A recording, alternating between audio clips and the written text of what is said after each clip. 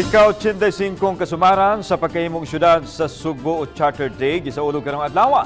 Gisugdan sa misa dayon sa pagpakayab sa bandera kanang buntag sa plaza sa Sugbo at Tubangan sa Cebu City Hall. Dayon gisunod ang wreath laying sa monumento ni Don Vicente Rama, ang amahan sa charter sa Cebu City. Mitambong sa kasaulugan ang tanang masakop sa konseho ug ang mga kawani sa Cebu City Hall. Mga ahensya sa gamhanan, lakip na ang AFP ug ang BFP. Pinasilugang nga dinapit sa kalihukan si Cebu Governor Juan Garcia kinsa mihulagway sa Sugbo nga lig-on ug makabarog sa bisan unsang katalagman nga moabot.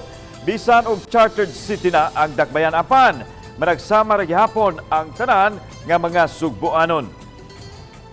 The province is one with the city of Cebu as we move on, move forward, and achieve even greater heights of progress and development because kita mga Sugboanon.